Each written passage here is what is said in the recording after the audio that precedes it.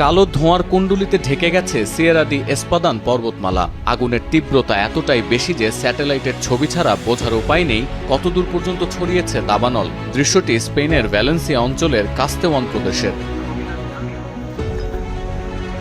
এছাড়া রাজধানী মাদ্রিদে সক্রিয় ৩টি দাবানলের দুটি এক হয়ে যাওয়ায় ইতিহাসে প্রথমবারের মতো জরুরি অবস্থা জারি করেছে স্পেন সরকার।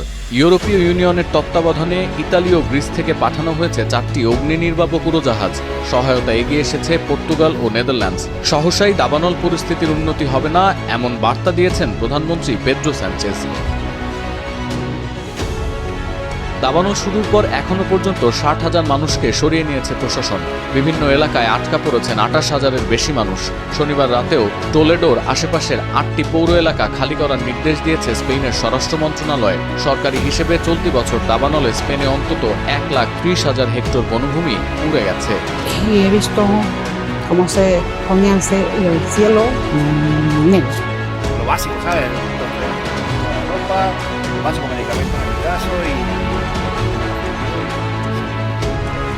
অন্যদিকে ফ্রান্সের দক্ষিণ পশ্চিম উপকূলের দাবানল ছড়িয়ে পড়েছে বন্দরনগরী বোর্দো পর্যন্ত।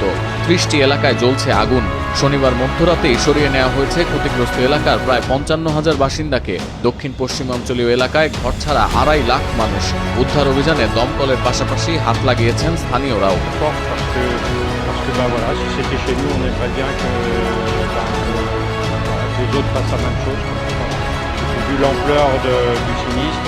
বেশ কয়েকটি নার্সিংহোম ও হাসপাতাল থেকে জরুরি ভিত্তিতে সরিয়ে নেওয়া হয়েছে বয়স্কদের। আগুন নেভানো, দুর্গতদের উদ্ধার ও জরুরি ক্যাম্প চালানোর কাজে নামানো হয়েছে সেনাবাহিনী। আগুন নিয়ন্ত্রণের ইতিহাসে প্রথমবারের মতো সামরিক বিমান ব্যবহার করতে যাচ্ছে ফরাসি সরকার।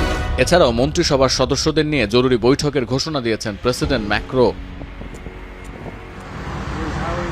এদিকে যুক্তরাষ্ট্রের উত্তর পশ্চিমে বাড়তে থাকা দাবানলের ধোঁয়া ছড়িয়ে পড়েছে কানাডার উত্তর পূর্বাঞ্চলে। এছাড়াও গেল সপ্তাহে প্রায় 34,000 বজ্রপাতের কারণে কানাডার ব্রিটিশ কলম্বিয়া প্রদেশে একাধিক দাবানলের সূত্রপাত হয়েছে। শুক্রবার পর্যন্ত সক্রিয় ছিল 90টি দাবানল। এর ধোঁয়া যুক্তরাষ্ট্রের পূর্ব